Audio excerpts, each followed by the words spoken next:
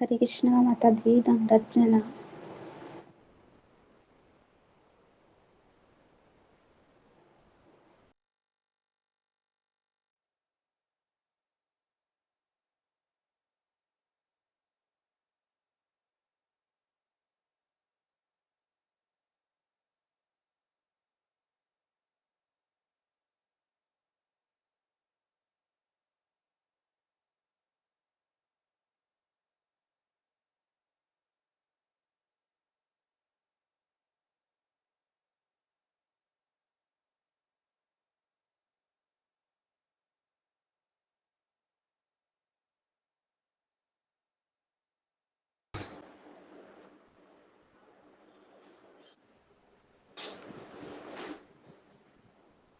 हरे कृष्णा सभी भक्तों के चरणों में दंडवत प्रणाम।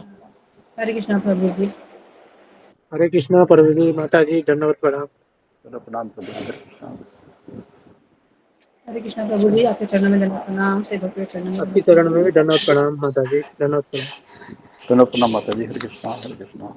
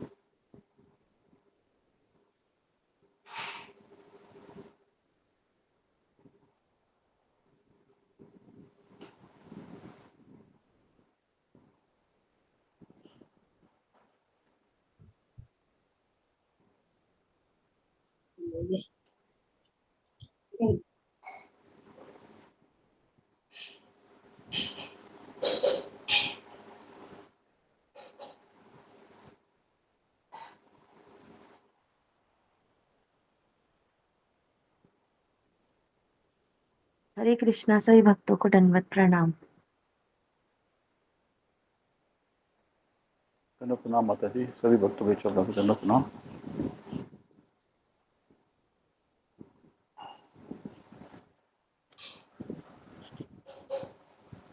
पूजा माता जी आई हैं?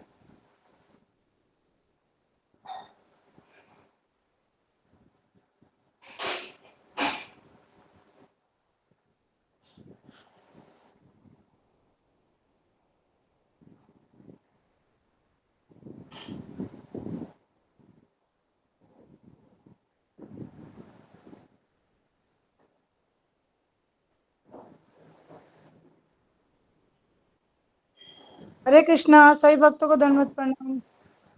दंडवत प्रणाम माता जी। रागिनी माता जी, जी आप प्रभु जी। वो दंडवत गुरु प्रणाम वंदना प्रभु। कीजिए।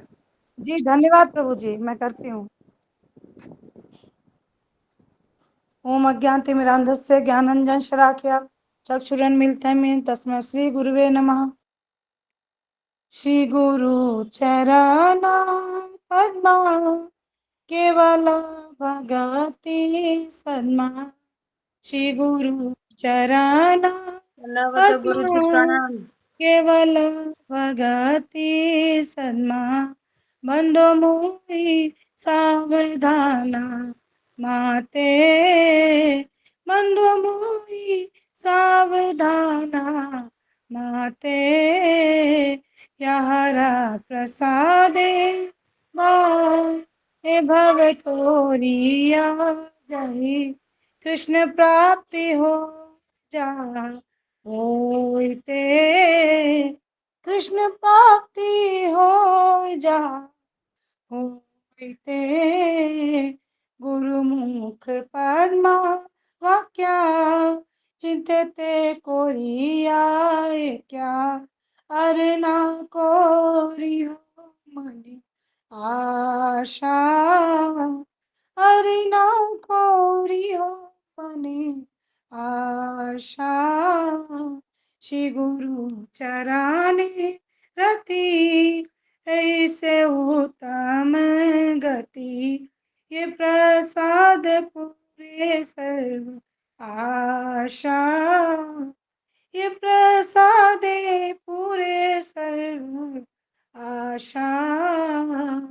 चक्षुदान दिलो जय जन्मे जन्मे प्रभु से, दिव्य ज्ञान हृदय प्रकाशितो, दिव्य ज्ञान हृदय प्रकाशितो। प्रेमा भक्ति जाहर होते अविद्या विनाशा जाते, वेदे गाए जाहर चरितो, वेदे गाए जाहर चरितो। श्री गुरु करुणा सिंधु अधम जनारा बंधु, लोकना लोकेरा जीवना, लोकेना लोकेरा जीवना।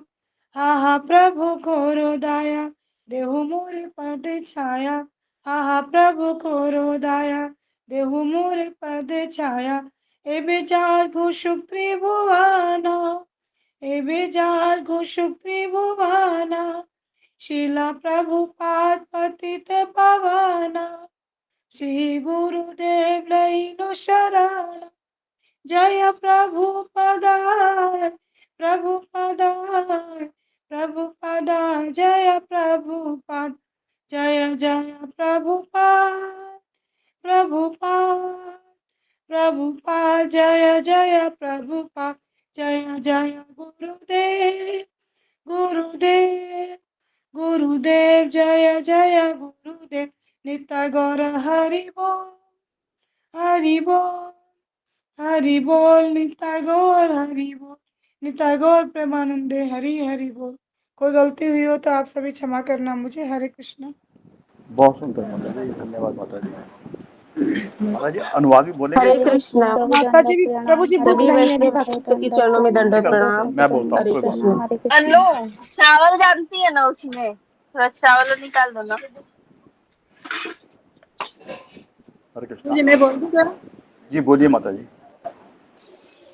प्रभु आपका धन्यवाद बोलो। हरे कृष्णा। सब भक्तों के चरणों में दंडवत प्रणाम।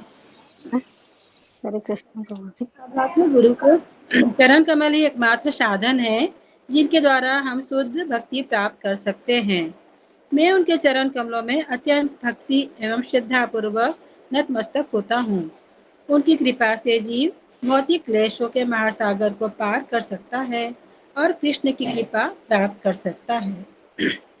मेरी एकमात्र इच्छा है कि उनके मुख कमल से निकले हुए शब्दों द्वारा अपनी चेतना को शुद्ध करूं। उनके चरण कमलों में अनुराग ऐसी सिद्धि है जो समस्त मनोरथों को पूर्ण करती है। वे मेरी बंद आंखों को खोलते हैं तथा मेरे हृदय में दिव्य ज्ञान भरते हैं। जन्म जन्मांतरों से वे मेरे प्रभु हैं।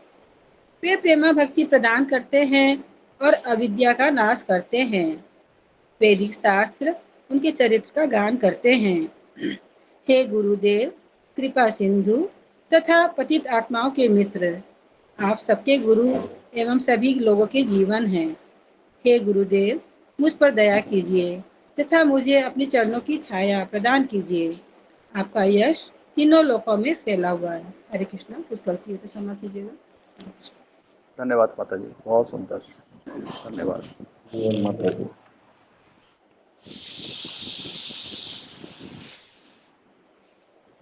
तो माता जी आज आपकी टर्न भी थी बतलाने की कल का।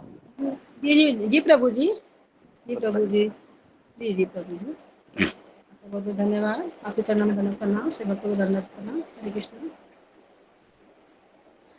ओम अज्ञानतिमिरान्धस्य ज्ञानाञ्जनशलाकया चक्षुरुन्मिलितं येन तस्मै श्रीगुरुवे नमः।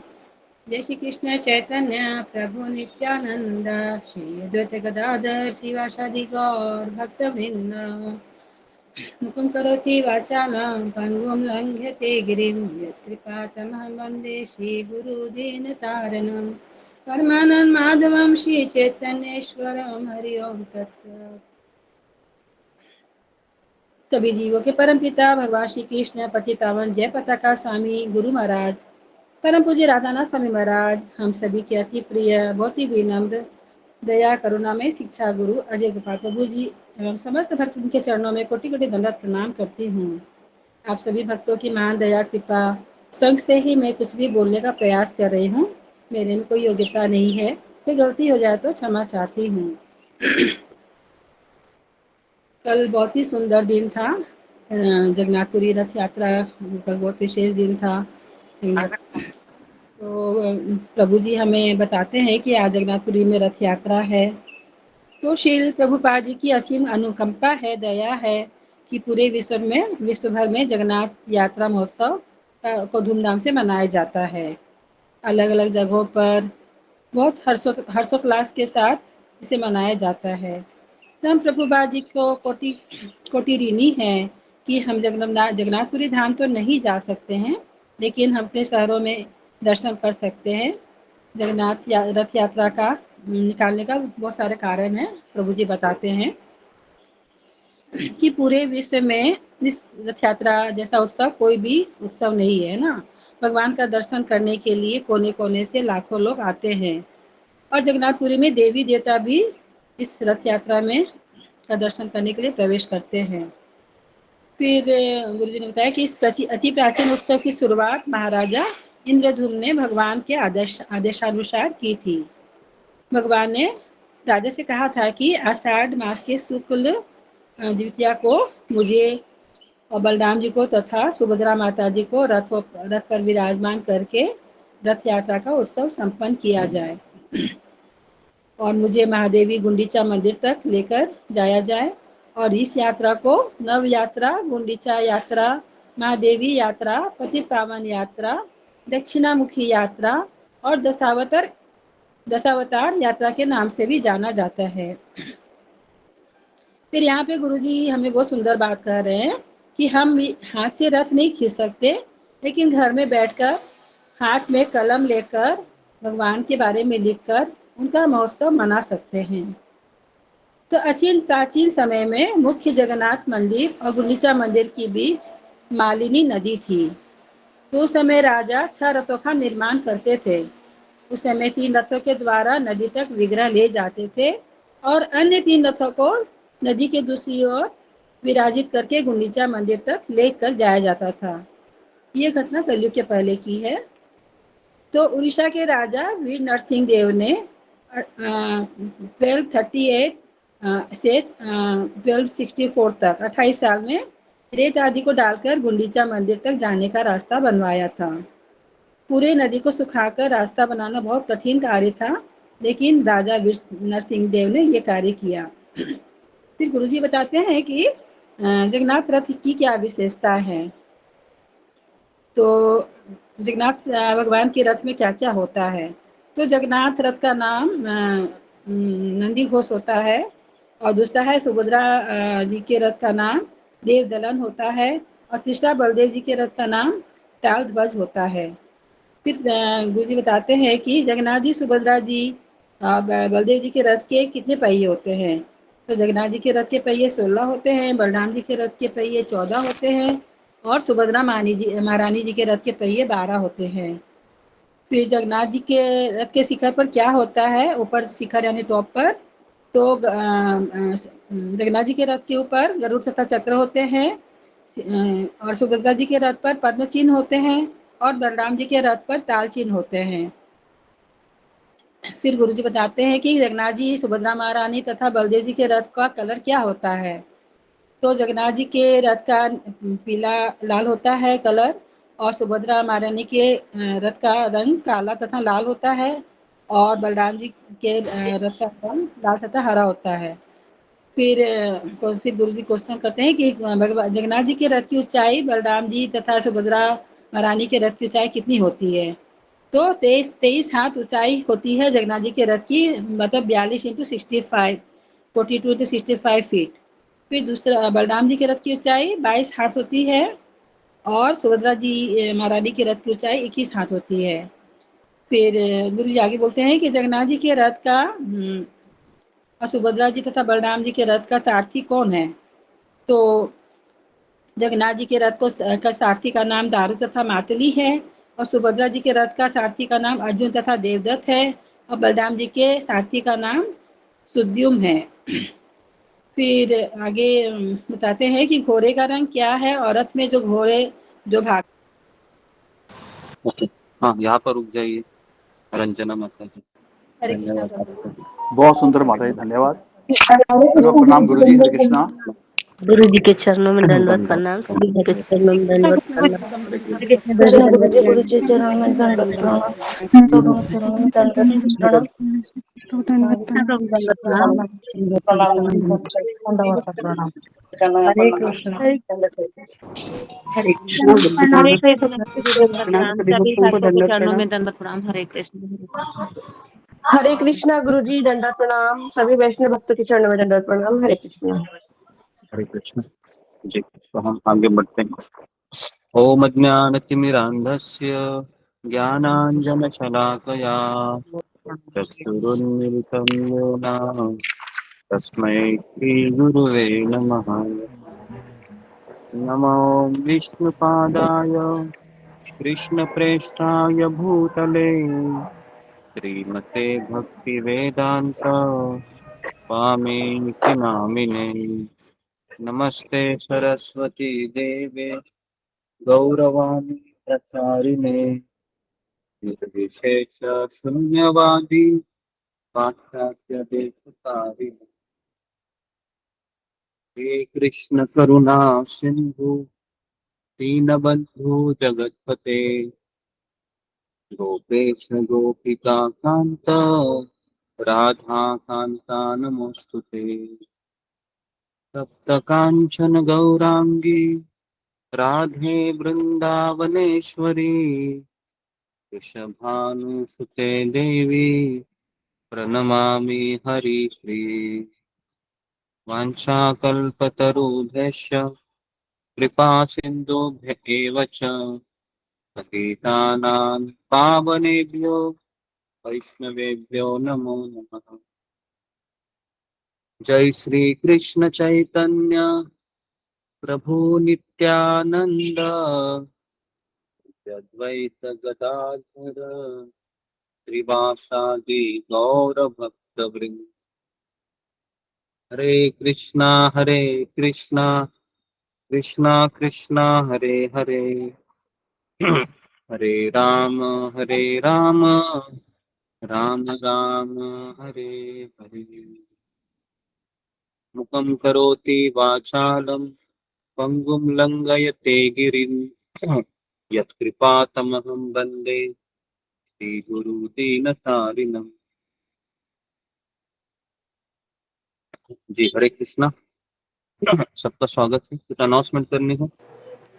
हरे कृष्णा गुरु जी। हरे दंडवत कृष्णा प्रणाम। गुरु दंडवत जी, प्रणाम गुरु दंडवत जी। प्रणाम, जी गुरु जी। जगत गुरु दंडवत प्रणाम। हरे कृष्णा। हरे कृष्णा गुरु जी प्रणाम। हरे कृष्ण। हरे कृष्ण। तो भेजे ना आदि से कृष्ण को। हरे कृष्णा। गुरु चरणों में दंडवत प्रणाम, सभी भक्तों के चरणों में दंडवत प्रणाम। गुरु जी, नंदिनी माता जी की तबीयत काफी खराब है। उनकी कमर में बहुत दर्द है, ना उठ पा रही है अच्छा ना आदित्य। बैठ पा रही है, और हम उनके लिए प्रार्थना करनी है माता जी के लिए। और दूसरा, साधना रिसवाल माता जी के प्रभु जी की तबीयत भी काफ़ी ख़राब है, उनको बुखार है, और उनकी सासू माँ को भी टाइफाइड हुआ है जो बिगड़ गया है, और उन्हें एडमिट कराना पड़ा है हॉस्पिटल में, और वो काफ़ी सीरियस हैं। हम इन सब के लिए भगवान श्री कृष्ण के चरण कमलों में, गुरु जी के चरण कमलों में, सब भक्तों के चरणों में कामना करते हैं उनके लिए प्रार्थना की जाए ताकि वे शीघ्र ठीक हों और भक्ति में लगे। धन्यवाद गुरु जी। चलो प्रणाम। ओके, तो हम 3 बार हरे कृष्ण महामंत्र बोलते हैं इनके लिए। हरे कृष्णा कृष्णा हरे कृष्ण कृष्ण कृष्ण कृष्णा कृष्णा हरे हरे कृष्ण। हरे, हरे हरे राम राम हरे हरे राम, राम, राम राम राम राम हरे हरे। हरे हरे। राम राम हरे हरे राम हरे। हरे राम हरे राम राम हरे राम। हरे हरे कृष्ण राम हरे हरे कृष्ण हरे हरे। कृष्णा हरे हरे कृष्ण कृष्णा हरे कृष्णा कृष्णा हरे हरे, हरे राम राम राम हरे कृष्ण। हरे। हरे कृष्ण हरे हरे। हरे हरे हरे, हरे। हरे राम हरे राम कृष्ण राम हरे हरे। हरे कृष्ण गुरु जी राम राम। हरे कृष्ण, हरे कृष्ण से भक्तों दंडवत प्रणाम। जी। ओके, हरे कृष्णा। माइक को जरा बंद करके सब लोग कैमरा को ऑन कीजिए। ये आवाज आ रहा है अलग अलग आपके।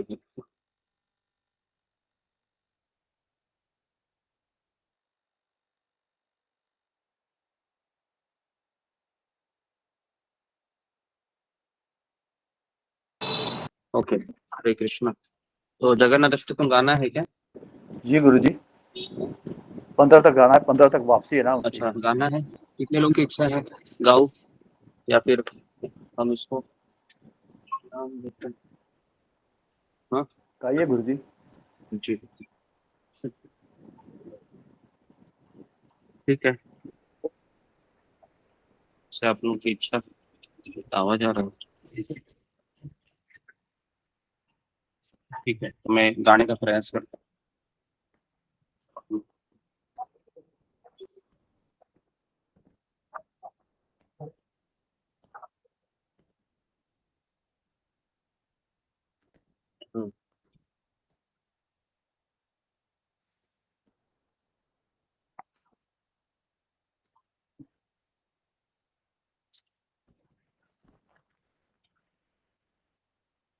ओके।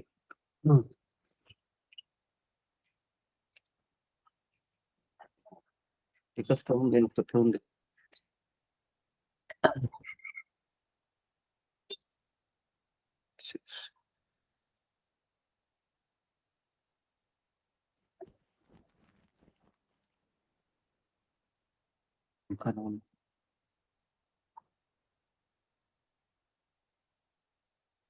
कदाचित कालिंदी तट विपिन संगीत तरहो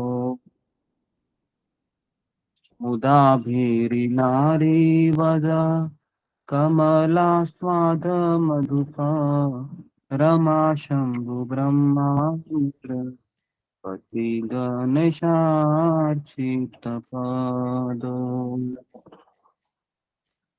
रमा शंभु ब्रह्मामर पति गणेशार्चित पादो जगन्नाथ स्वामी नयन पथगामी अवतु में भुजे सव्य वेणुं शिर श्रीशिखिपीठं कटिताने दुकूलं नितान्ते सह शरकटाक्षं विदधते सदा श्रीमद्वृन्दावन वसति लीला परिचयो जगन्नाथ स्वामी नयन पथगामी भवतु जगन्नाथ स्वामी नयन पथगामी भवतु मे महाभूते स्थिरे कनक रुचिरे नीलशिखरे वसन प्राप्तान्त सहज फलभद्रेण बलिना सुभद्रा मध्यस्थ सफल असुर सेवा पसरदो जगन्नाथ स्वामी नयन पथगामी अवतु में कृपा पारावार सजल जलदह श्रेणी रुचिरो रमावाणि राम स्फुरद अमलः पंक्तिरुमुख सुरेंद्र राराध्य श्रुति गणशिख गीत चरितो जगन्नाथ स्वामी नयन पथगामी भवतु मे रथारूढ़ो गच्छन् पथि मिलित भूदेव पट्टलये स्तुति प्रादुर्भावं प्रतिम पदम् उपाकर्ण सदया दया सिंधुर्बंधु सकल जगताम सिंधु सुतया जगन्नाथ स्वामी नयन पथगामी भवतु मे परम ब्रह्म पीड कुवल जदलोत फुल्ल नयनो निवासी नीलाद्रो निहित शरणो अनंत शिरसी रसानंदी राधा सरस बहुरालिंगन सुखो जगन्नाथ स्वामी नयन पथगामी भवतु मे जगन्नाथ स्वामी नयन पथगामी भवतु मे न वैयाचे राज्यं न च कनकमाणिक्यविभवम्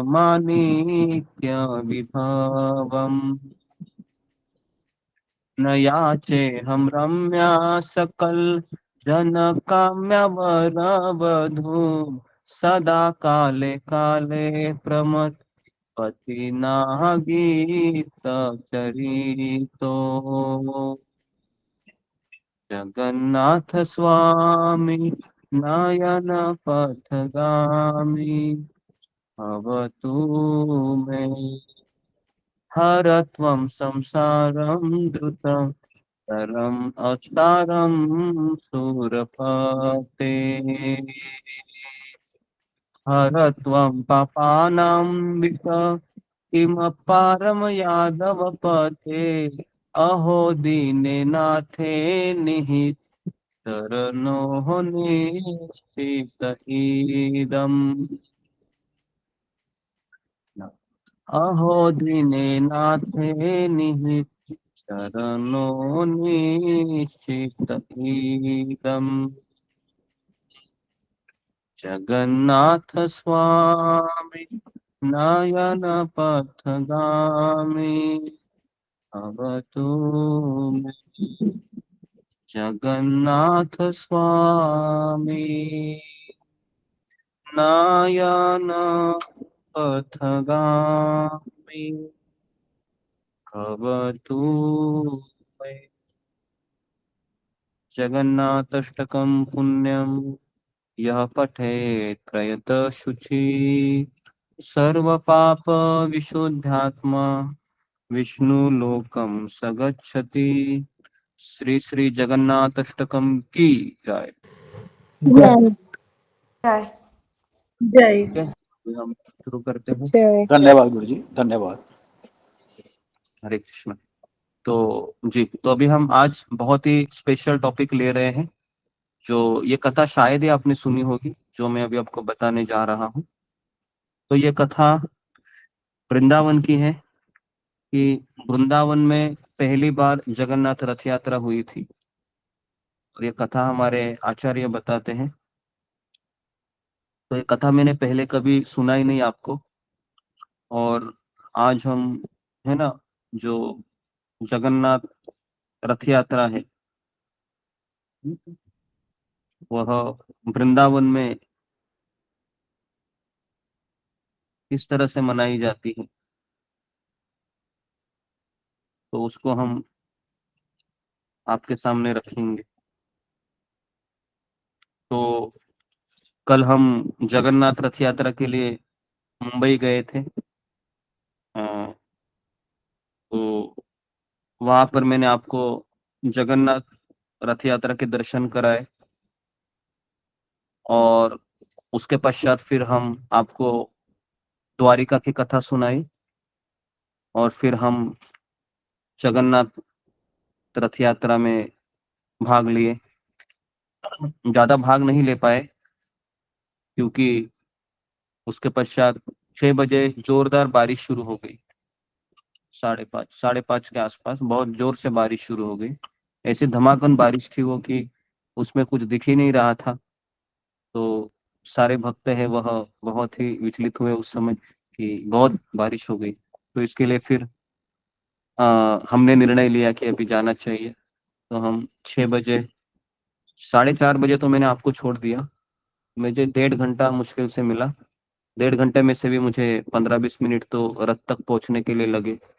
4:45 बजे मैं ठीक पहुंचा वहां पर। तो बहुत सारे भक्तगण आए थे। मैंने फिर कुछ तस्वीरें भी आपको भेजी है, तो जी, है ना, अपने व्हाट्सएप ग्रुप में। तो आपने उसमें देखा होगा कि दर्शन, कितने लोगों ने दर्शन देखे थे कल? फिंगर को रेज कीजिए। जगन्नाथ बलदेव सुभद्रा जी के जब मैंने दिखाया था आपको।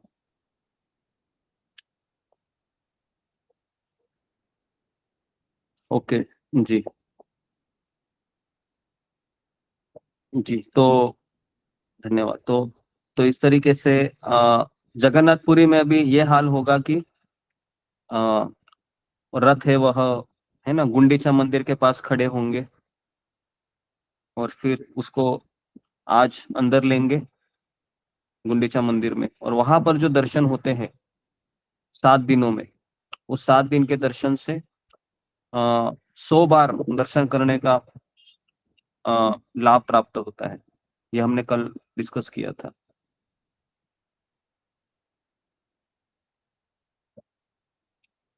ठीक है, तो अभी हम सब लोग इसको हेडिंग लिखिए, वृंदावन में जगन्नाथ भगवान का प्राकट्य।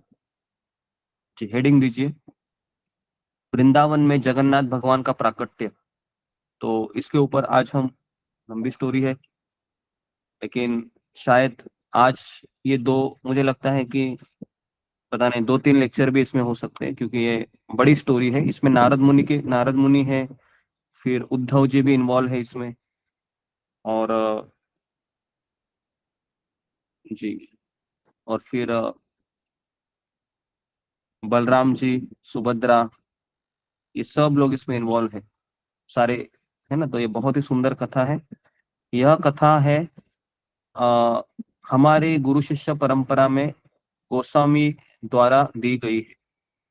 तो इसको लिखिए कि यह जो कथा है, यह हमारे गुरु शिष्य परंपरा के गोस्वामियों द्वारा दी गई है। यह कथा हमारी परंपरा के गोस्वामियों द्वारा दी गई है, और ये कथा अति गोपनीय है। ये कथा अति गोपनीय है।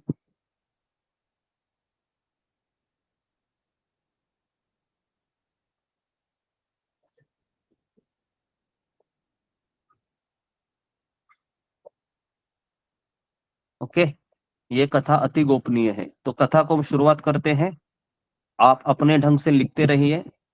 हाँ, कितने लोग लिख रहे हैं? फिंगर को रेज कीजिए।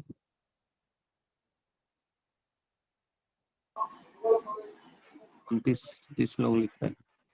ठीक है, तो मैं किसी को भी कहूंगा पढ़ने को, तो थोड़ा सा, है ना, तैयार रहिए। 30 लोग लिख रहे हैं। ठीक है जी, तो ओके, तो लिखिए, भगवान श्री कृष्ण सदैव राधा रानी के विषय में सोचते रहते। भगवान श्री कृष्ण सदैव राधा रानी के विषय में सोचते रहते। भगवान श्री कृष्ण सदैव राधा रानी के विषय में सोचते रहते, और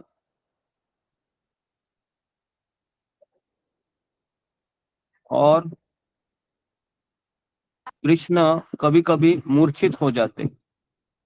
कृष्ण कभी कभी मूर्छित हो जाते हैं। कृष्ण कभी कभी मूर्छित हो जाते हैं।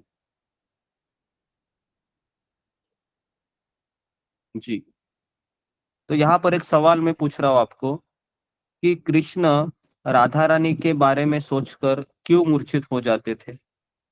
फिंगर को रेज कीजिए, और एक सवाल भी लिखिए यहाँ पर कि भगवान श्री कृष्ण राधा रानी के बारे में सोचकर, या राधा के बारे में सोचकर क्यों मूर्छित हो जाते हैं?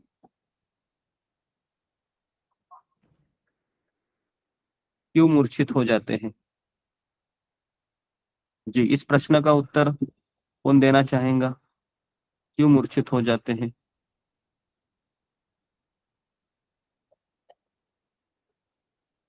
ये रेखा काळे।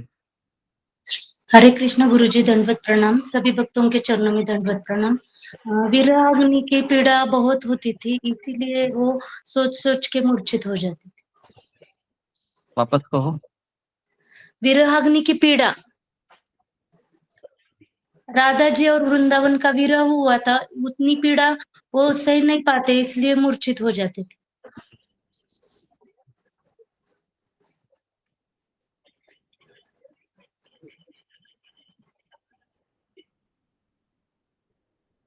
ओके, जी जी, तो ये सही उत्तर है कि विरह की अग्नि है इतनी तीव्र होती है कि मूर्छित हो जाते हैं कृष्ण। जी, विरह की अग्नि में मूर्छित हो जाते हैं।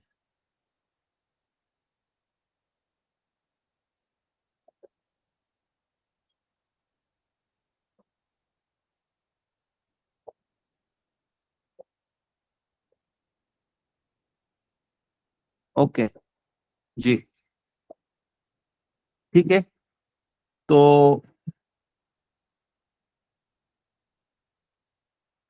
एक बार, अभी हम स्टोरी में प्रवेश कर रहे हैं। एक बार कृष्ण है द्वारका में राधा रानी के विषय में सोच रहे थे।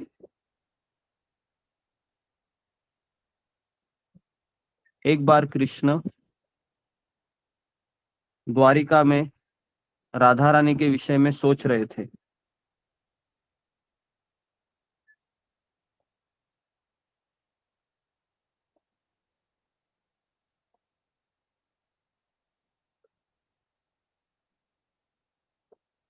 और कृष्ण मूर्छित होकर अचेत अवस्था में चले गए। कृष्ण मूर्छित होकर अचेत अवस्था में चले गए। अचेत मतलब कोई चेतना नहीं है, अभी सांस नहीं चल रही है, अचेत अवस्था में चले गए।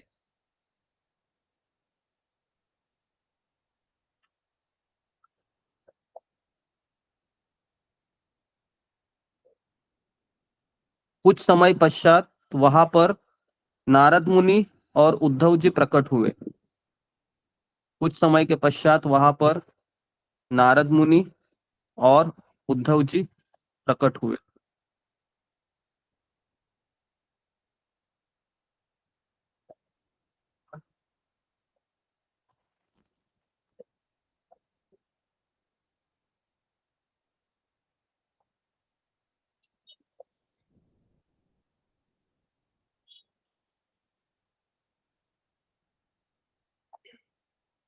सभी को ज्ञात था कि यह अवस्था भगवान कृष्ण की क्यों हुई। सबको ज्ञात था कि कृष्ण की अवस्था ऐसी क्यों हुई।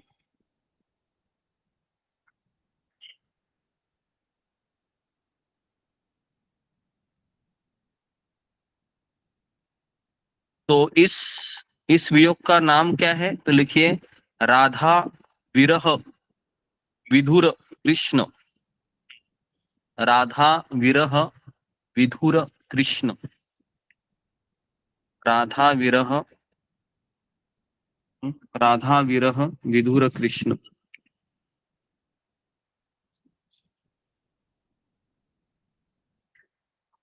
ठीक है, अभी नारद और उद्धव है चिंता में आ गए कि अभी कृष्ण को चेतना में वापस कैसे लाया जाए। तो लिखिए अभी कि नारद और उद्धव चिंता करने लगे, कैसे अभी कृष्ण को हम इस मूर्छित अवस्था से बाहर निकाले, है ना।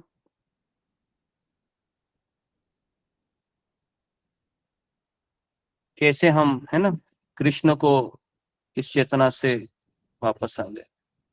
तो उसी समय बलराम जी भी वहां पर आ गए। उसी समय बलराम जी भी वहां पर आ गए।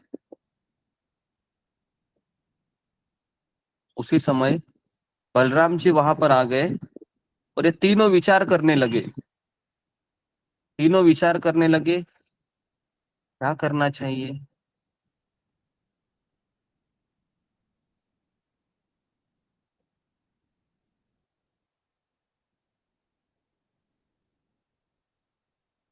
तो फिर तीनों ने निष्कर्ष निकाला तीनों ने निष्कर्ष निकाला कि नारद मुनि अगर अपनी वीणा से ब्रजभूमि की महिमा का गान करेंगे, नारद मुनि अगर अपनी वीणा से ब्रजभूमि का गुणगान करेंगे तो कृष्ण अपनी चेतना पुनः पा सकेंगे, कृष्ण अपनी चेतना को पुनः पा सकेंगे।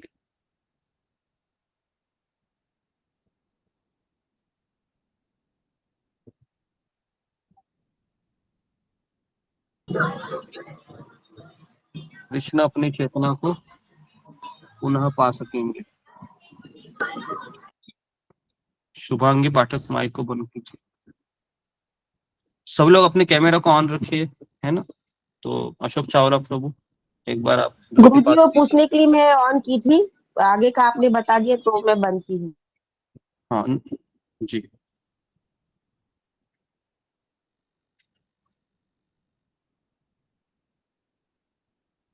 ओके जी। क्या लिखा है अभी तक, कितने लोगों ने लिखा है, फिंगर को रेज कीजिए।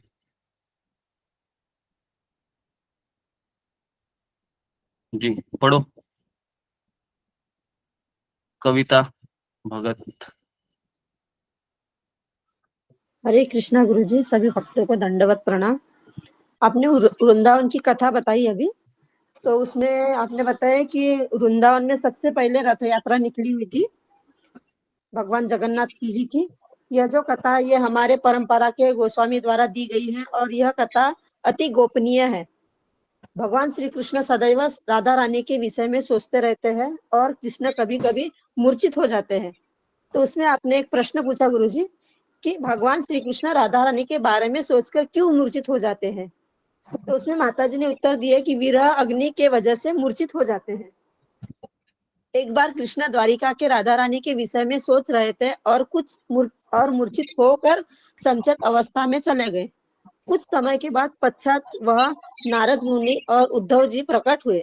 सभी को ज्ञात था कि कृष्ण की अवस्था ऐसी क्यों हो रही है। इस विरह का नाम राधा विरह। विधुर कृष्ण, नारद और उद्धव जी विचलित हुए कि कृष्ण जी को कहा कि कैसे निकाले, यहाँ से कैसे निकाले। और उसी समय बलराम जी वहां पर पहुंच गए और ये तीनों सोचने लगे कि क्या करना चाहिए। तीनों ने निष्कर्ष निकाला कि नारद मुनि अगर अपनी वीणा से गज मुनि का गुणगान करेंगे का पुनः संकेत कर पाएंगे। हरे कृष्ण प्रभु जी। ओके, वेरी तो गुड, माफ करना। अच्छा लिखा है, सबने ऐसे ही लिखा है। जी जी, ओके, सबने ऐसे ही लिखा है। किसी का छूट गया है तो कवर कीजिए उसमें। जी ठीक है, कितने लोगों ने लिखा है अभी तक ये सारा चीज? 17 लोगों ने फिंगर को रेज किया है। ओके, 20 लोग, 26, वेरी गुड।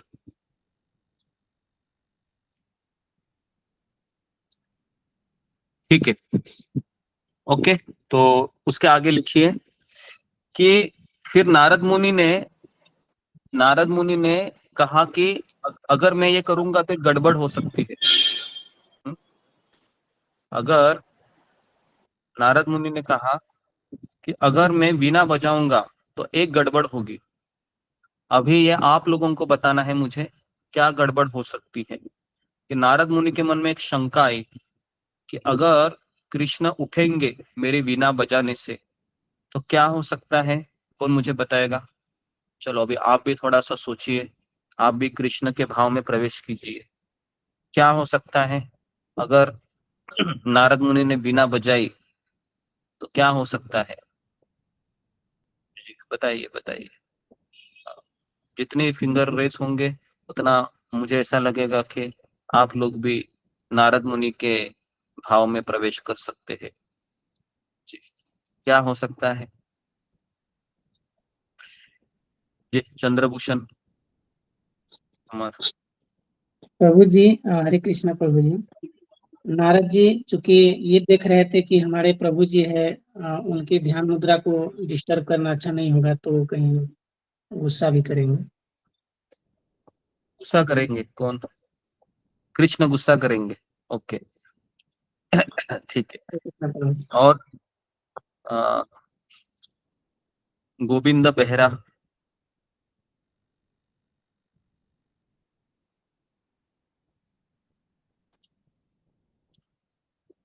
और अनुराधा गोयल।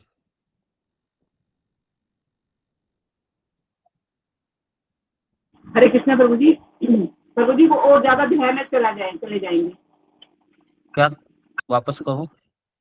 प्रभु जी जब वो बीना बजाएंगे, नारद मुनि पूछते मैं बीना बजाऊंगा भी तो कोई पड़े हैं, अगर उठ जाएंगे मेरी बीना के आवाज से और ज्यादा, फिर वो राधा रानी के ग्रह में चले जाएंगे और ज्यादा राधा राधा रानी की रानी ज्यादा। के विरह में चले जाएंगे।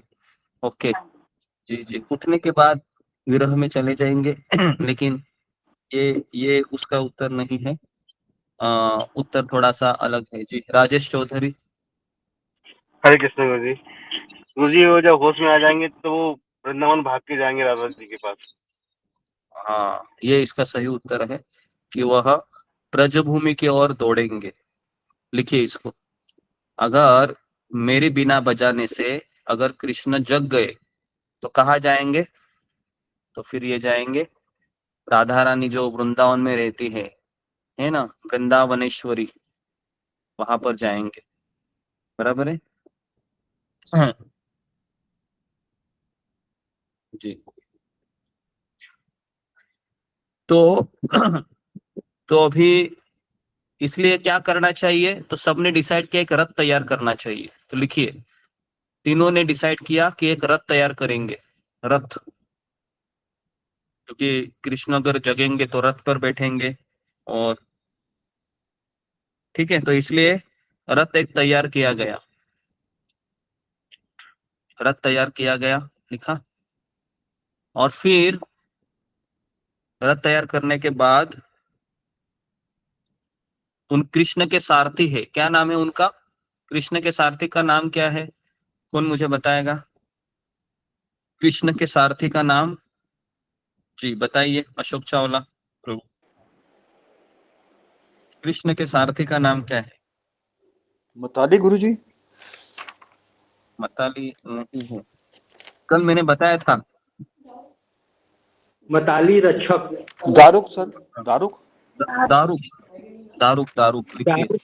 दारुक हाँ। रक्षक भी है, रक्षक। हाँ, नहीं, रक्षक उनका सात्यकी है। कृष्ण का रक्षक सात्यकी। गुरु ओके। जी दारुक और मतली बताए थे आपने। हाँ, तो आपको दारुक लिखना है यहाँ पर। सब लोग लिखिए कि नारद मुनि ने कृष्ण के सारथी दारुक को बुलाया, है ना, दारुक को बुलाया। सबको समझ में आ रहा है ना कथा कहाँ से कैसे जा रही है? या कोई रास्ता भूल गए, ऐसा कोई है यहाँ पर जो रास्ता ही भूल गया, कि समझ में नहीं आ रहा है कि क्या चल रहा है यहाँ पर? तो अगर आपने लेट ज्वाइन किया होगा तो शायद समझेगा नहीं, लेकिन अगर आपने टाइम पे ज्वाइन किया होगा तो समझेगा। क्योंकि ये कथा मुझे लगता है कि आप लोग लिख रहे हैं ना, ये बहुत सुंदर कथा है। आपको इसमें ये भी पता चलेगा कि भगवान जगन्नाथ के रूप में क्यों आए, और ये भी पता चलेगा कि चैतन्य महाप्रभु क्यों आए वहां पर पुरी में रहने। ये सारा चीज इसमें क्लियर हो जाएगा। तो इसलिए ये कथा बहुत ही हमारे लिए महत्वपूर्ण है। और ये कथा मैं दावे के साथ कहता हूँ कि शायद ही आपने यूट्यूब में सुनी होगी ये पूरी कथा। ओके। तो अभी देखिए, तो उस समय दारुक को कहा कि दारुक रथ तैयार किया जाए। दारुक को कहा नारद मुनि ने, दारुक रथ तैयार किया जाए। और उस समय फिर उद्धव अति गंभीर हो गए, है ना। उद्धव जी है वहां पर ही थे। ये उद्धव कौन है? कौन मुझे बताएगा? पहले फिंगर को रेज कीजिए। उद्धव कौन है यहाँ पर? कृष्ण का क्या रिलेशन है उद्धव से? जी ओके, रीना गंगवार। हरे कृष्णा प्रभु दंडवत प्रणाम प्रभु। बृहस्पति के गुरु और उनके मित्र भगवान के, बृहस्पति भगवान के के मित्र शिष्य थे। और भगवान के ओके, मित्र। भगवान के मित्र हैं। ओके, जी, और एक स्पेशल क्वालिफिकेशन है उद्धव जी का। इसके अलावा किसी को पता है उद्धव के बारे में? फिंगर को रेज भगवान कीजिए। भगवान के इसके जैसे दिखते, वो भगवान के जैसे दिखते। हाँ, ये भी एक तीसरा क्वालिफिकेशन है। तो सब लोग थोड़ा सा कॉर्नर में लिखिए। उद्धव ये बृहस्पति के शिष्य हैं और कृष्ण के चचेरे भाई है। चचेरे भाई, कृष्ण के चचेरे भाई है। और ये डिक्टो कृष्ण के जैसे ही दिखते हैं, डिक्टो एकदम जेरॉक्स कॉपी। ओके, एकदम कृष्ण के जैसे ही दिखते हैं। अगर आपके सामने अगर उद्धव जी आ गए ना, तो आप समझेंगे कि अरे कृष्ण आ गए, कृष्ण आ गए, कृष्ण आ गए, है ना? बराबर है। तो ऐसा किनको लगा था आपको पता है? जब वृंदावन में उद्धव जी जाते हैं ना, तो नारद तो जितने भी गोपियां हैं वो सोचती है कि कृष्ण आए, कृष्ण आए हैं, कृष्ण आए। लेकिन जैसे ही कृष्ण करीब गए तो उन्होंने देखा कि मोर पंख नहीं है और बांसुरी नहीं है। तो समझ गए कि अरे ये कृष्ण नहीं है। लेकिन क्या इसका सौभाग्य, देखिए ये डिट्टो कृष्ण के जैसा ही दिखता है। ये कौन कह रहे हैं? ये गोपियां कह रही है। ठीक है, डिट्टो कृष्ण के जैसे दिख रहे हैं। बराबर है। तो ये क्वालिफिकेशन है जो मैंने आपको बताया उद्धव का। और आपको कहूंगा ये उद्धव भगवान को इतने प्रिय थे, इतने प्रिय थे, इतने प्रिय थे कि व्रत की द्वारिका में इतने 101 अच्छे भक्त थे। लेकिन भगवान ने वृंदावन को भेजने के लिए किसको चुना? भगवान ने उद्धव जी को चुना, है ना? तो आप सोच सकते हो, स्पेशल क्वालिफिकेशन। बराबर है। तो इसलिए कभी कभी, है ना, एक गुरु के भी काफी शिष्य होते हैं, लेकिन उनका स्पेशल कोई व्यक्ति हो सकता है जिसके ऊपर वो पूरी जिम्मेदारी डालता है ना? तो इसके लिए ईर्ष्या नहीं करनी चाहिए, है ना? जब भी हम हमारे गुरु को भी देखते हैं कि इतने सारे शिष्य हैं उनके, लेकिन कुछ 2-4 भक्त ही उनके आसपास घूमते हैं, है ना? उनमें से गौरांग प्रभु है ना, राधानाथ स्वामी महाराज के शिष्य। गौरांग प्रभु, राधेश्याम प्रभु, गौर गोपाल प्रभु, फिर श्यामानंद प्रभु, गोविंद प्रभु, राधा गोपीनाथ प्रभु। तो ये कुछ गिने चुने ऐसे भक्त हैं जो महाराज के पास कभी भी जा सकते, कभी भी आ सकते हैं, है ना? तो हमें उनके उनको देखकर क्या मन में आना चाहिए कि अगर हम इनकी सेवा करेंगे तो शायद मुझे भी ये सौभाग्य मिलेगा। ये नहीं कि ईर्ष्या, अगर हम ईर्ष्या करेंगे तो फिर अपराध होगा। ठीक है, तो ये थोड़ा सा मैंने आपको बता दिया कि उद्धव जी स्पेशल थे। ठीक है, तो अभी हम कथा में प्रवेश करते हैं कि उसी समय उद्धव अति गंभीर हुए और उन्होंने कहा कि आप ठीक कहते हैं, परंतु जहां तक मैंने समझा है कि ब्रजभूमि की अवस्था ऐसी है कि यदि कृष्ण वहां जाएंगे, यदि कृष्ण वहां जाएंगे, कहां पर? ब्रजभूमि में, तो ब्रजवासियों का रुदन वो सहन नहीं कर पाएंगे। लिखिए ऐसे। हाँ, उद्धव का प्रॉब्लम क्या है? उद्धव सोच रहे थे कि उद्धव सोच रहे थे कि अगर कृष्ण वृंदावन में जाएंगे तो ब्रजवासियों की पीड़ा को सहन नहीं कर पाएंगे और परिणाम अति संकटपूर्ण होंगे,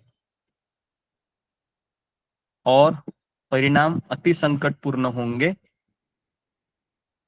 और हम कृष्ण को वापस पाने की आशा खो देंगे,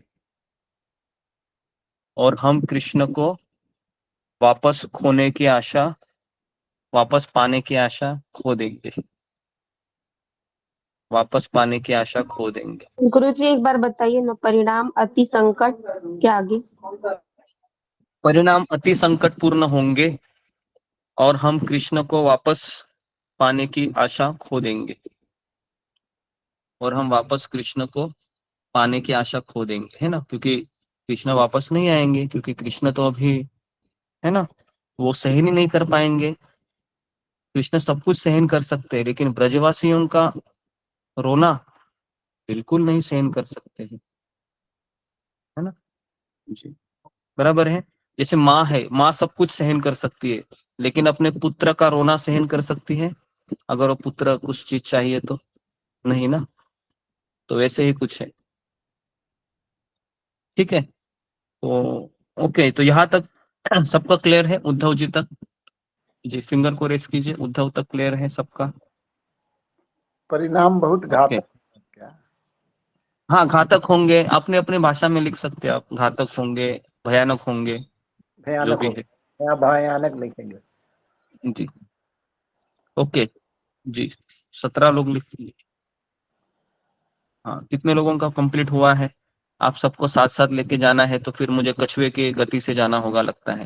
हाँ, कछुआ पता है धीरे धीरे चलता है, तो थोड़ा सा आप खरगोश की तरह थोड़ा सा तेज जाने का प्रयास कीजिए, है ना, नहीं तो मुझे ये थोड़ा सा आधा पोर्शन कवर करना है आज। ओके जी, हो गया। ओके जी, तो अभी देखिए, अभी नारद मुनि ने उद्धव से कहा, पहले आप सुन लीजिए, है ना, फिर आप लिखिए, पहले सुन लीजिए पूरा, नहीं तो आप फिर एकदम नंदी बैल की तरह हो जाएंगे। थोड़ा सा आप उस भाव में भी प्रवेश कीजिए कि, है ना, बाद में लिखिए, लिखने के लिए मैं आपको समय दूंगा। तो फिर अभी देखिए, उद्धव ने नारद मुनि से कहा कि अगर कृष्ण जाएंगे वृंदावन में तो फिर ब्रजवासियों का रोना सुनकर वो बहुत पीड़ा में चले जाएंगे, और फिर कृष्ण को वापस पाने की आशा हम खो देंगे।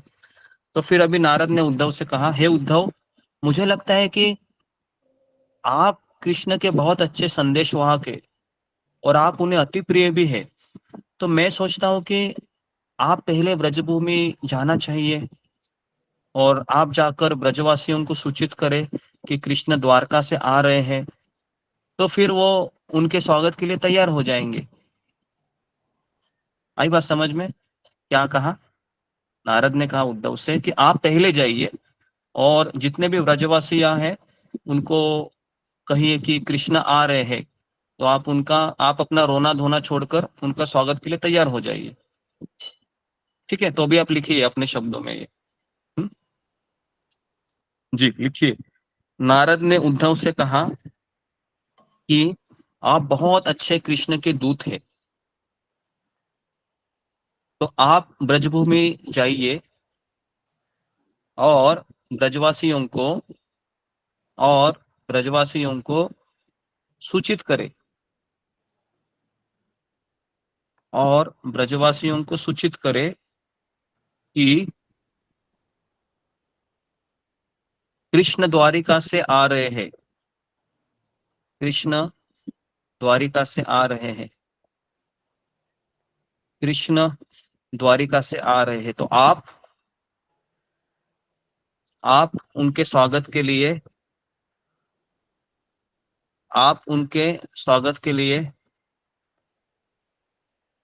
तैयार हो जाइए,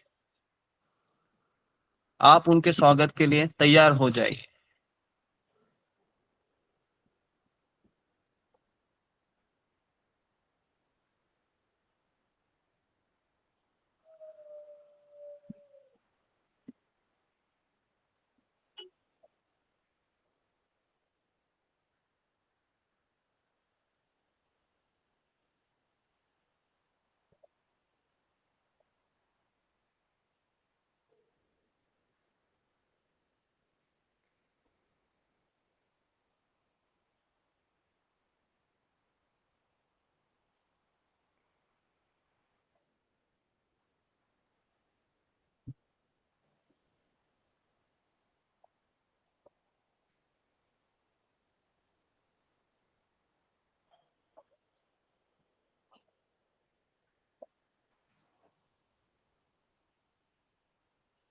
ओके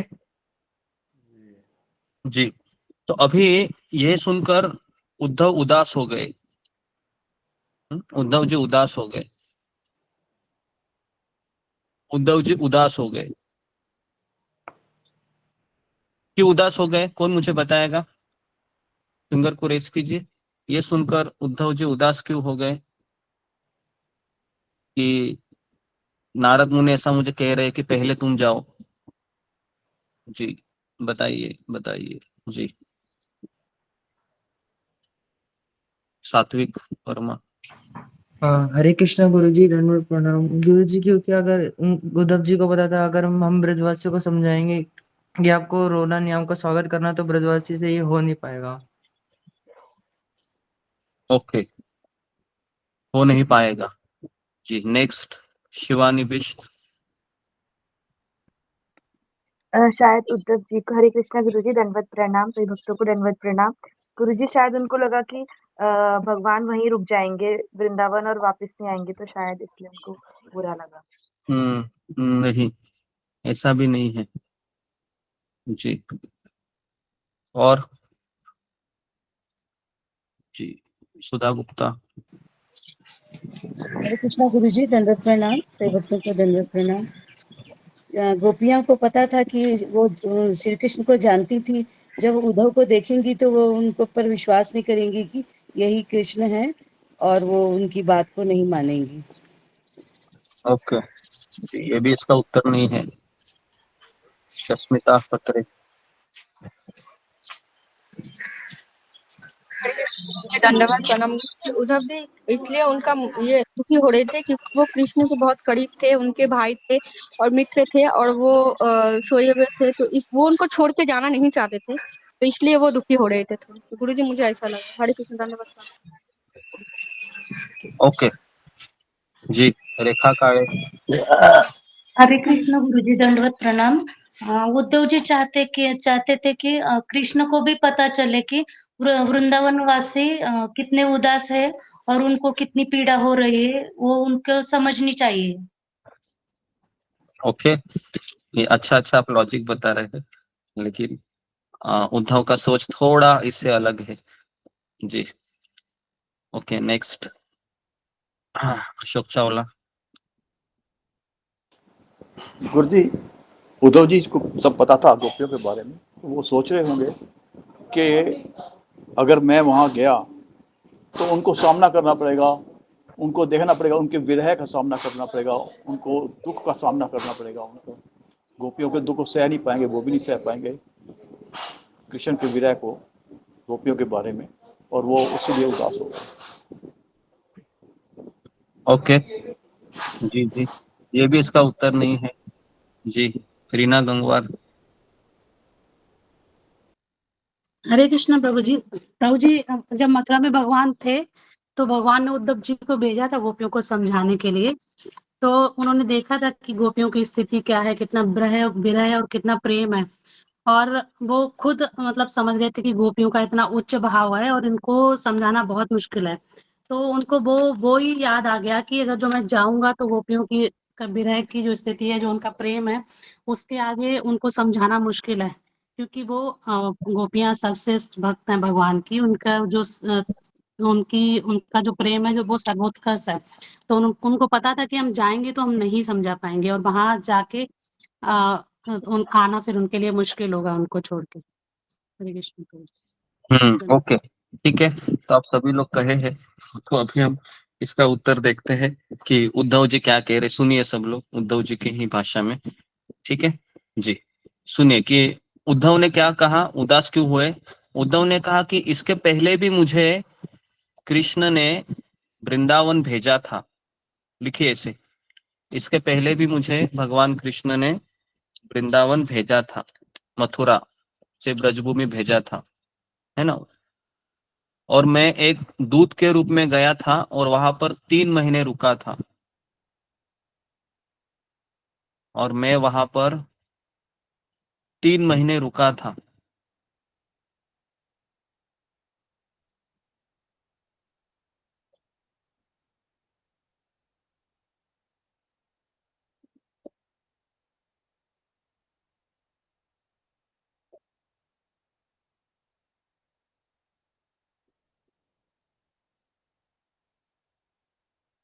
मैं उधर 3 महीने रुका था और मेरा मिशन विफल हो गया।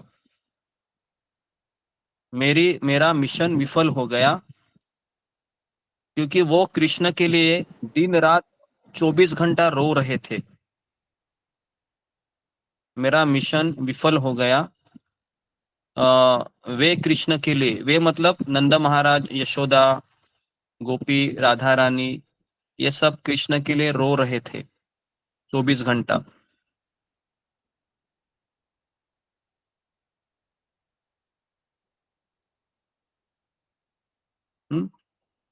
तो वो कह रहे हैं कि यदि कोई इस भौतिक संसार में अपने प्रियजन या धन संपत्ति को खो देता है,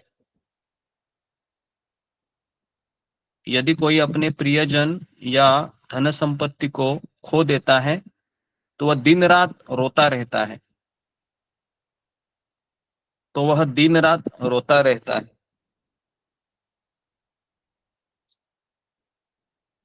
गुरु जी एक बार और बताएंगे।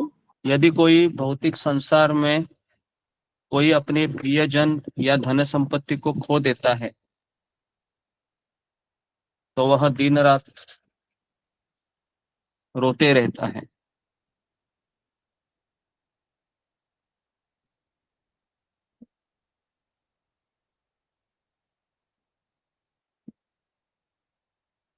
तो कृष्ण के लिए रोना ही प्रेम का लक्ष्य है। कृष्ण के लिए रोना ही प्रेम का लक्ष्य है।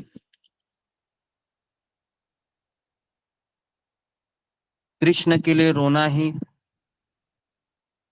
प्रेम का लक्ष्य है।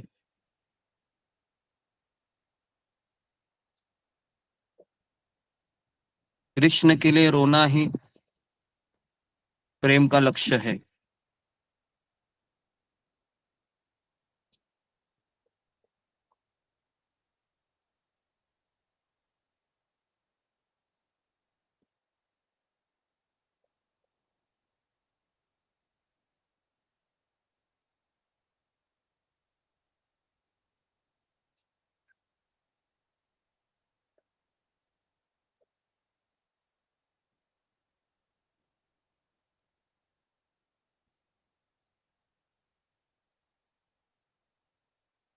तो अगर मैं उनको कहूंगा रो मत, तो ये एक अपराध होगा।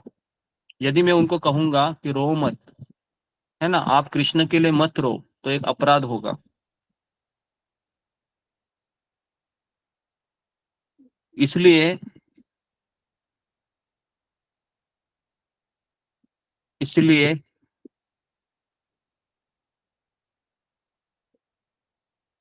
इसलिए मैं उनको सांत्वना नहीं दे पाया।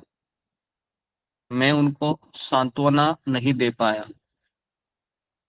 मैं उनको सांत्वना नहीं दे पाया और मैंने उन्हें आश्वासन दिया था कि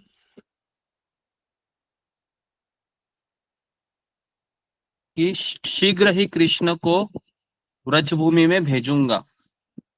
शीघ्र ही कृष्ण को ब्रजभूमि में भेजूंगा। शीघ्र ही कृष्ण को ब्रजभूमि में भेजूंगा। लेकिन लेकिन ऐसा घटित नहीं हो पाया। लेकिन ऐसा घटित नहीं हो पाया। अब मैं जाऊंगा तो ये लोग मुझे धोखेबाज समझेंगे।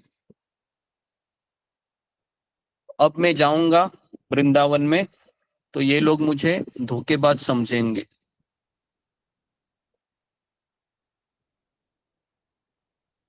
अभी मैं अगर वृंदावन जाऊंगा तो ये लोग मुझे धोखेबाज समझेंगे। ठीक है, तो इसके लिए उद्धव जी का मन उदास हुआ। सबको क्लियर है? कितने लोगों को क्लियर हो गया कि उद्धव जी मना कर रहे थे वापस जाने के लिए? तो इसका एक लाइन में आंसर है कि उद्धव पहले भी गए थे, कहे कि कृष्ण आएंगे, लेकिन कृष्ण आए क्या? नहीं आए। अभी मैं दोबारा जाऊंगा तो ये लोग मेरे ऊपर कैसे भरोसा करेंगे? मैंने तो उनको धोखा दिया। क्लियर है सबको? आउट ऑफ 76 18 लोगों को क्लियर है। ध्यान है या नहीं है आपका? फिर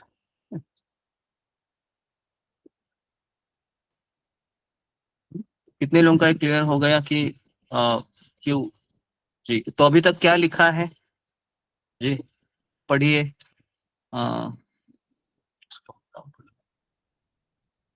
जी, क्या लिखा है? पद्मा कतारिया, पढ़िए। हरे कृष्ण दंडवत हरे कृष्ण गुरुजी दंडवत प्रणाम, सारे भक्तों को दंडवत प्रणाम। यदि कृष्ण वृंदावन में जाएंगे तो वह गोपियों के पीड़ाओं को सहन नहीं करेंगे और कृष्ण अपने को वापस पाने के आशा खो देंगे, परिणाम घातक होंगे। इसलिए नारद ने उद्धव जी से कहा, आप बहुत अच्छे कृष्ण के नजदीक है, तो आप ही जाकर ब्रजवासियों को कहो कृष्ण वृंदावन आ रहे हैं। आप कृष्ण के सम्मान के लिए तैयार हो जाओ। और उद्धव जी उदास हो गए। और उद्धव जी ने कहा, मुझे इसके पहले भी मुझे कृष्ण ने वृंदावन भेजा था और मैं वहां पर 3 महीने रुका था और मेरा मिशन विफल हो गया। नंद महाराज, गोपी, राधा रानी, सारे वृंदावनवासी, सारे ब्रजवासी कृष्ण के लिए रो रहे थे। यदि कोई अपने धन संपत्ति को या प्रियजन को खो देते हैं तो वह दिन रात रोते हैं। ऐसे ही कृष्ण के लिए रोना ही प्रेम का लक्षण है। यदि मैं उनको कहूँगा मत रो तो वह अपराध हो जाएगा, इसलिए मैं उनको रोक नहीं पाया। मैंने उनको आश्वासन दिया था शीघ्र ही कृष्ण को वृंदावन भेजूंगा, लेकिन ऐसा नहीं हुआ।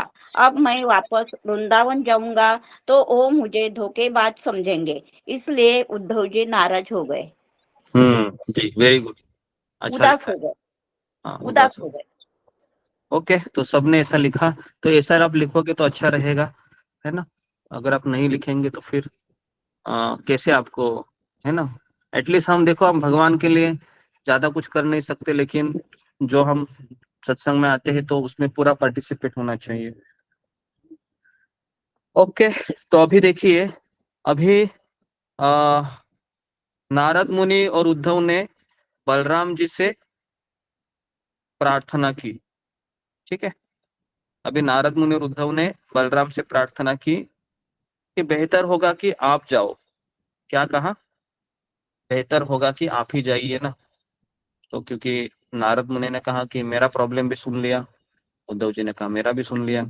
अभी बलराम जी ने फिर बलराम जी देखो अभी क्या कहते हैं। बलराम जी ने कहा कि नारद, आप विचार कीजिए, मैं तो वृंदावन चला जाता,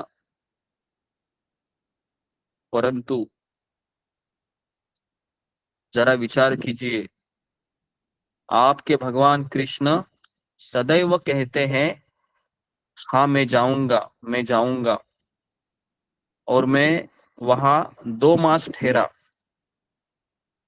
तो मैं भी वहां पर 2 महीने गया था। बलराम जी, कितने लोगों को पता है कि बलराम जी भी वृंदावन गए थे कृष्ण के पहले? फिंगर को रेज कीजिए कि कृष्ण जाने से, कृष्ण तो गए ही नहीं, लेकिन कितने लोगों को पता है कि बलराम जी भी गए थे वृंदावन?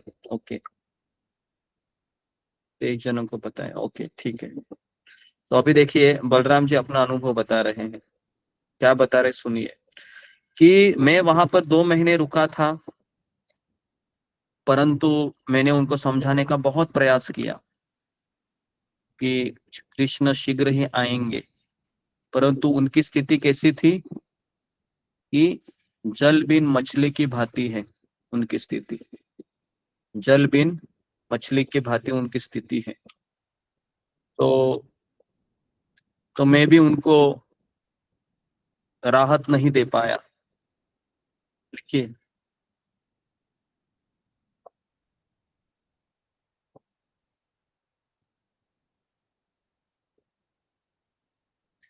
तो मैंने जब यशोदा माता के चरण स्पर्श किए,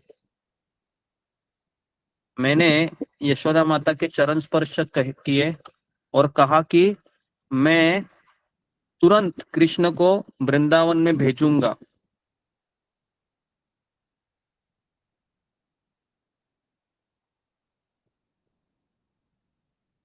मैं तुरंत कृष्ण को ब्रजभूमि में भेजूंगा और फिर मैंने कृष्ण से प्रार्थना की कि आप शीघ्र ही वृंदावन चले जाइए, अन्यथा वे सब मर जाएंगे।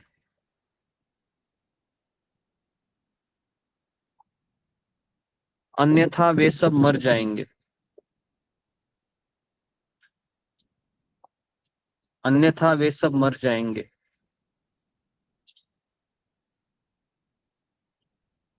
अन्यथा वे सब मर जाएंगे।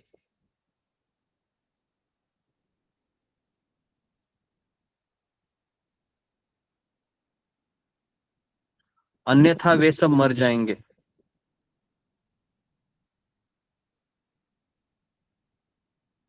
लेकिन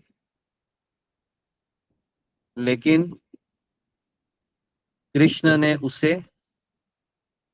पूर्ण नहीं किया, बस कहते रहे हाँ मैं जाऊंगा, मैं जाऊंगा, लेकिन वो कभी नहीं गए।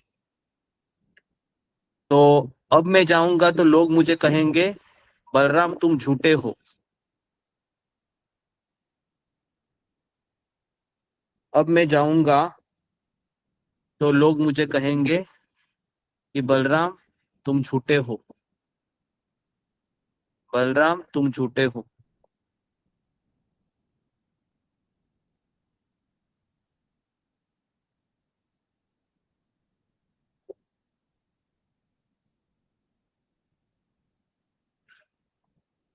तो ऐसा कहकर बलराम जी रोने लगे। ऐसा कहकर बलराम जी रोने लगे। ठीक है, अभी बलराम जी भी रोने लगे। उनका रोना सुनकर सुभद्रा वहां पर आ गई। उनका रोना सुनकर सुभद्रा वहां पर आ गई और उसने कहा कि मैं ब्रजभूमि में जाऊंगी। उसने कहा कि मैं ब्रजभूमि में जाऊंगी, आप सभी धैर्य रखें और चिंता को त्याग दे।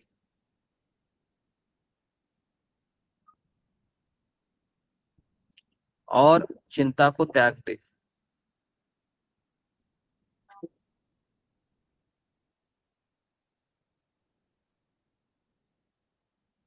मैं ब्रजभूमि में जाऊंगी और यशोदा माता के आंसू को पोंछूंगी।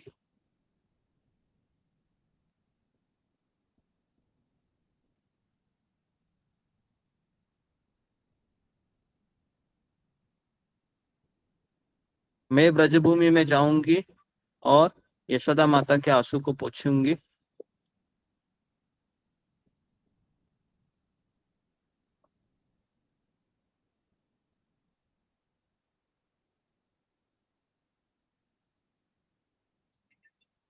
तो हम तीनों भी निकलेंगे, कृष्ण, बलराम और सुभद्रा। सुभद्रा ने कहा हम तीनों निकलेंगे, लेकिन मैं सबसे आगे जाऊंगी और ब्रजवासियों को कहूंगी कि कृष्ण आ रहे हैं।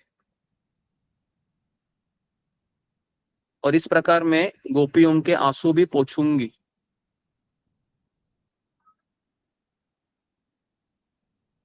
और मैं उनको कहूंगी कि पुरुष चालाक होते हैं और हम स्त्रियां बहुत सरल होती है, सरल हृदय की होती है।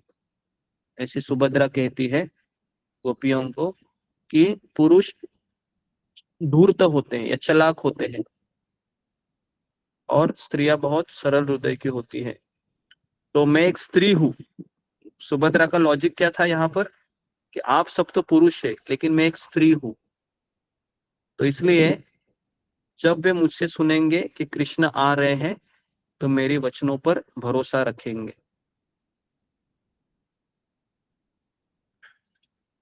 मैं एक स्त्री हूँ और इसलिए जब वो मुझसे सुनेंगे तो मेरी बातों पर भरोसा रखेंगे, है ना, क्योंकि एक स्त्री ही स्त्री की बातों पे भरोसा रखती है।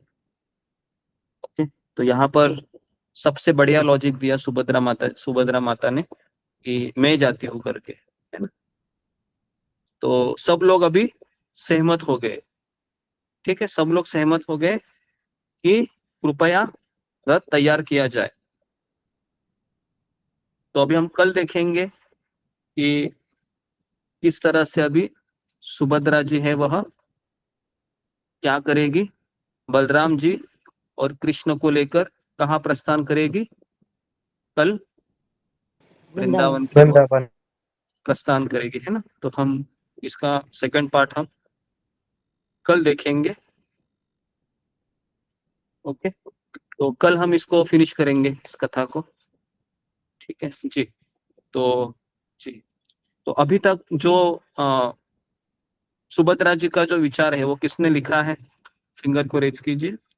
जो सुभद्रा जी ने जो कहा है, किन किन लोगों ने लिखा है, सुभद्रा जी का क्या ऐसा, सुभद्रा जी ने कैसे सबको शांत किया जी। ओके, प्रवीणा। हरे कृष्ण गुरुजी, दंडवत प्रणाम। सभी भक्तों के चरणों में दंडवत प्रणाम। गुरुजी, मैंने लिखा, मैं कृष्ण को कहा था अगर तुम नहीं जाओगे तो वो सब मर जाएंगे, लेकिन फिर भी कृष्ण नहीं गए। गुरुजी इधर से बोलूंगे ना, थोड़ा सा पहले से बोलूंगे?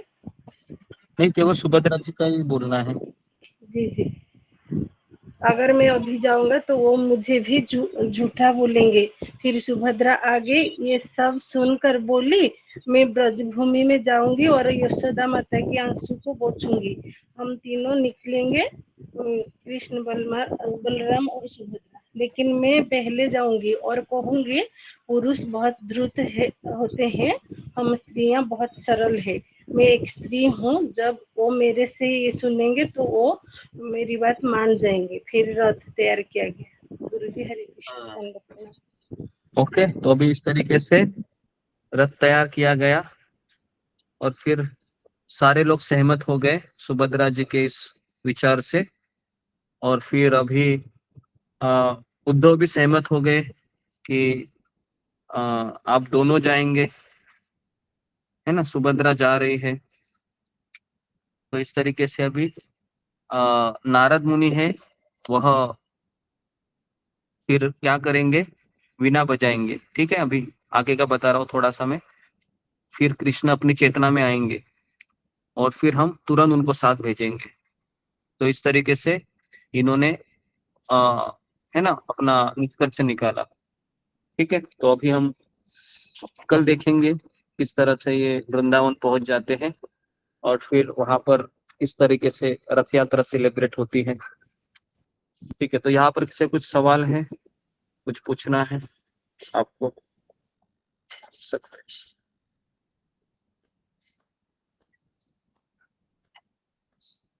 सात्विक। हरे कृष्णा गुरुजी, दंडवत प्रणाम। गुरुजी, जो कथा आपने समझाई, ये जो आप बता रहे बहुत गोपनीय कथा है, तो ऐसा क्यों है, ये कथा इतनी गोपनीय क्यों है? गोपनीय कथा मतलब ये शास्त्रों में से तो नहीं है, ये हमारे गुरु शिष्य परंपरा में से है, गोस्वामियों ने दी है। ये जो हमारे 6 गोस्वामी हैं, कुछ कुछ चीजें जो शास्त्रों से आती है, कुछ कुछ चीजें ये आचार्यों के माध्यम से आती है, तो इसलिए थोड़ा सा गोपनीय बताया है, किसी किताब में बताया है। शिवानी। हरे कृष्ण गुरुजी, दंडवत प्रणाम। सभी भक्तों को दंडवत प्रणाम। गुरुजी, आपने कहा था कि जो बलराम जी हैं वो भी वृंदावन गए थे, तो वो कब गए थे वृंदावन सब लोगों को बोलने के लिए? वृंदावन वो कब गए थे जी, किसको पता है कब गए थे जी, बताइए, फिंगर को रेज कीजिए। कब गए थे? उद्धव जी के पहले गए थे, उद्धव जी को बाद गए थे जी। रीना गंगवार पता है तुमको? प्रभु जी वो द्वारिका में थे तभी वो गए थे, तभी भेजा था कृष्ण। पहले जी, पहले उद्धव जी गए थे जब उद्धव जी मथुरा में थे, मथुरा से वो उद्धव जी उनको तो भेजा मथुरा गया से था। गए थे, बलराम जी द्वारिका से गए बलराम थे। जी द्वारिका से गए थे। तो आप सबको पता होगा कि द्वारका ये मथुरा के बाद बनी थी, जब वो काल यमन नाम का राजा आक्रमण करता है मथुरा के ऊपर और वहां से जरासंध भी आता है। तो कृष्ण रातों रात द्वारका का निर्माण करते हैं। तो फिर द्वारका से बलराम जी भी भेजते हैं, लेकिन दोनों भी असफल हो जाते हैं क्योंकि कृष्ण का प्लान कुछ और ही था। जी ओके ठीक है, नेक्स्ट क्वेश्चन। प्रभु जी जैसे मोनिका। तीन हाँ प्रभु जी मेरा भी तीन यात्रा जैसे मानी जाती है कि पहली यात्रा यही है जो भगवान ये कृष्ण बलराम और सुभद्रा मैया वृंदावन गए थे, तो वहां पर गोपियों ने उनको रोका था, किसी ने बाल से, किसी ने चुन्नी से, किसी ने हाथों से रोक रहे थे। दूसरी कुरुक्षेत्र में गए थे, वो यात्रा बोली जाती है। तीसरी जो यहाँ पर जगन्नाथपुरी क्षेत्र में जो यात्रा होती है, तीन यात्रा बोली जाती है भगवान की ना, कि सबसे पहली यात्रा वृंदावन, फिर कुरुक्षेत्र और फिर जगन्नाथपुरी में हुई। हाँ, द्वारका में भी हुई थी। द्वारका में भी जगन्नाथ जी का प्राकट्य हुआ था, जो हमने कल स्टोरी बताई थी दोपहर में, वो कि जब स्टोरी जो सुनाई थी उनको हाँ, जब उनका रुक्मिणी वो माता जी प्रकट ने, होता है वो ना सॉरी कथा वो क्या सुनकर, नाम? रोहिणी माता ने सुनाई। हाँ जी हाँ जी प्रभु। ओके, तो 3 बार रोहिणी माता प्राकट्य जी ने, होते हाँ हैं, जी। वृंदावन में, द्वारिका में और जगन्नाथपुरी में। तो इस तरीके से 3 जगह पर जगन्नाथ जी का प्राकट्य होता है। तो हम सबको पता है कि जगन्नाथपुरी में तो कैसे होता है, इंद्रद्युम्न महाराज के द्वारा, द्वारिका में रोहिणी माता की कथा के द्वारा, और वृंदावन में थोड़ा सा अलग है। तो अभी हम वृंदावन में जगन्नाथ जी का प्राकट्य बता रहे हैं बेसिकली, तो ऐसा है। ठीक है जी, ओके। प्रभु जी और किसी का एक सवाल? बात और पूछनी है मुझे। हाँ हाँ प्रभु जी जैसे बोलिए। ये स्टोरी ये इसमें आते हैं कि राजा इंद्र जो है ना, जब भगवान का ये बिगड़े अधूरे जब बन जाते हैं, वो चले जाते हैं विश्वकर्मा जी, तो फिर ये नारद जी बोलते हैं कि हाँ ये ऐसे ही इसी रूप में आना था भगवान को। तो वो कहते हैं कि भगवान के ये मंदिर में स्थापित करने के लिए ब्रह्मा जी को लेके आएंगे। तो ब्रह्मा जी को वो लेने के लिए जाते हैं। तो ब्रह्मा जी जब आते हैं तब तक यहाँ पर कई कई कैसे वो युग बीत कई जाते हैं। साल बीतते हैं। और फिर ये कहते हैं कि हाँ हाँ, तो और ये कहते हैं कि ये जो कथा है ये द्वापर द्वापर मतलब ये इस अभी मतलब जैसे ये तो 5000 साल की है, तो ये हाँ मतलब अलग अलग कल्पों के हिसाब से है ना ये कथा, क्योंकि अगर इसको हाँ हाँ कनेक्ट करेंगे तो जी फिर जी, तो मैच ही नहीं है। तो नहीं मैच नहीं हो सकता है ना, क्योंकि ये सब चीजें हैं। जैसे अभी परीक्षित महाराज का ही आप ले लो ना, हाँ कि परीक्षित महाराज ऐसा भी है कि एक कल्प हाँ में ऐसा बताया है कि परीक्षित महाराज ने पूरा कांच का ऐसे है ना, ऐसे कुछ घर बांधा था और अपने आप को तक्षक से बचने की उपाय भी किया था। ऐसे एक भागवत में भी कल्प में ऐसा हुआ था ऐसे, है ना। तो इस तरीके से पुराणों में उसकी कुछ और कथा बताई जाती है और भागवत में कुछ और कथा बताई जाती है। तो ये अलग अलग कल्पों का भास होता है। तो इसके लिए हम निष्कर्ष पे ज्यादा ध्यान देते हैं और प्रिंसिपल पे ज्यादा ध्यान देते हैं, जो आचार्य हमको सिखाना चाह रहे हैं कि जी भगवान जगन्नाथ जी है वृंदावन में नहीं, अपने जगन्नाथपुरी में इसलिए प्रकट हुए ताकि वह सारे भक्तों को अपना दर्शन दे और अपनी कृपा प्रदान करे। तो इस तरीके से हम उनको देखते हैं, नहीं तो फिर हम कंफ्यूज हो जाएंगे। बहुत लोग कंफ्यूज होते हैं अलग अलग कल्पों की स्टोरी और सुनकर। प्रभु जी जब जगन्नाथ भाव जी में आए थे तो नारद जी उनसे वरदान लिए थे ना कि कलयुग में इसी रूप में आप आए। जी जी जी जब जी जी हाँ प्रथम बार नारद जी ही देखे थे तो उनसे कहें इतना खूबसूरत है, आप कलयुग में इसी रूप में आइएगा। तो हाँ जगन्नाथ जी तो तब जी जी, तो जगन्नाथ जी आए। बहुत सारी स्टोरीज है जगन्नाथ प्रकट होने की। प्रसाद के रूप में भी है कि पार्वती माता भी उनकी आराधना करती है, पार्वती से भी उनका कनेक्शन है। बहुत सारी स्टोरियां हैं भगवान जगन्नाथ के प्रकट की। जी नेक्स्ट मोनी कुमारी। हरे कृष्णा गुरु जी दंडवत प्रणाम। आप कह रहे थे कि भगवान 3 गुणों से ऊपर होते हैं, तो ये अचेत अवस्था में कैसे पहुंचे? ये जो अवस्था है अचेत अवस्था, ये 3 गुणों से ऊपर वाली अवस्था है। इसमें है कि एक इंटेंस फीलिंग होती है आध्यात्मिक। देखिए 2 प्रकार की भावनाएं हमारे अंदर होती है। एक होती है तीव्र भौतिक भावना, जो हमारे पुत्र परिवार के प्रति होती है, उससे भी लोग मूर्छित हो जाते हैं। तुरिया हाँ, अवस्था फिल्मों में बोलते हैं देखा ना होगा इसको? आपने, जब कोई तुरिया अवस्था बोलते हाँ हैं क्या इसको? हाँ, तो नहीं नहीं, भौतिक अवस्था, तीव्र भौतिक अवस्था मतलब तीव्र अटैचमेंट होता है ना। जैसे अचानक किसी को खबर सुनाई कि आपके पति का एक्सीडेंट हो गया, आपके पति चले गए, तुरंत उसको ऐसे बेहोश हो जाती है वो समाचार सुनकर ही, है ना, आपने देखा होगा। सुना भी होगा, तो तीव्र अटैचमेंट होती है। लेकिन यहाँ पर हम देखते हैं कि भगवान कृष्ण का मूर्छित होना ये तीव्र आध्यात्मिक आसक्ति है कि अभी कृष्ण नहीं है, कहाँ जाएंगे, है ना। तो कैसे मैं कृष्ण को देखूंगी, जैसे हमारे गोस्वामी गण कहते हैं, हे राधे ब्रज देवी के च ललिते, हे नंद सुनो कुतो। हे कृष्ण आप कहाँ पर हो, क्या आप गोवर्धन के नीचे हो, आप यमुना के तट पर हो, या आप रमन रेती में हो, कहाँ पर हो आप, ढूंढते रहते हैं तीव्र भावना से। तो ये भाव अलग है और हमारा मूर्छित होना अलग है, तो इसको आप एक मत कीजिए, वो अलग ही चीज है जो हम यहाँ पर भगवान श्री कृष्ण और कृष्ण के भक्त मूर्छित होना है उनका। ठीक है जी। पद्मा कतारिया। हरे कृष्ण गुरुजी, दंडवत प्रणाम। गुरुजी आप ये कथा कह रहे हो जगन्नाथ जी का प्रकट्य वृंदावन में है ना, और वो रोहिणी माता कथा सुनकर कौन सा प्राकट्य है वो? तीनों प्राकट्य मुझे बताइए ना। नहीं, जैसे कि मैंने जो कल कथा बताई थी दोपहर में है, वह द्वारिका में भगवान जगन्नाथ जी प्रकट हुए थे अपनी कथा सुनकर। और ये जो है ये थोड़ा अलग स्टोरी है। इसमें क्या हो रहा है कि वो वृंदावन जाने की चेष्टा कर रहे हैं कृष्ण, है ना। तो इसके लिए अलग है। और जगन्नाथपुरी में जो प्राकट्य हुआ था वो नीलाचल भगवान पहले नील माधव के रूप में थे, फिर इंद्रद्युम्न महाराज उनको देखना चाह रहे थे, वो स्टोरी आपने सुनी होगी, है ना। फिर वो अपने किसी मंत्री को भेजते हैं, फिर उससे शादी भी करते हैं, है ना। फिर वह अचानक गायब हो जाते हैं, फिर उनको वह लकड़ी का वो चीज मिलता है समुद्र के, है ना, पानी के ऊपर। फिर उससे वह विश्वकर्मा 3 मूर्तियां बनाते हैं, विग्रह बनाते हैं। तो वो जगन्नाथपुरी का प्राकट्य हुआ। ठीक है, तो अलग अलग इसकी स्टोरी है। हाँ, हमें कल रोहिणी माता जी की कथा बताई थी यहाँ इसमें सत्संग में, इसलिए मुझे तीनों प्राकट्य अलग अलग है ये मुझे मालूम नहीं था। मैं आपको प्रश्न करने वाली थी कि रोहिणी माता का भी प्राकट्य है, तो आप पहले ही बताए तीनों प्राकट्य अलग अलग है। अलग अलग है, अलग अलग है, ये अलग अलग है, मतलब भगवान का स्वरूप एक ही है लेकिन स्टोरी अलग है इसकी, स्टोरी अलग अलग है। ओके जी जी, हरे कृष्ण। ओके, तो यहाँ पर मैं रुकता हूँ। तो आप सबका बहुत बहुत धन्यवाद। श्रील प्रभुपाद की जय, जगन्नाथ भगवान की जय। हरे कृष्ण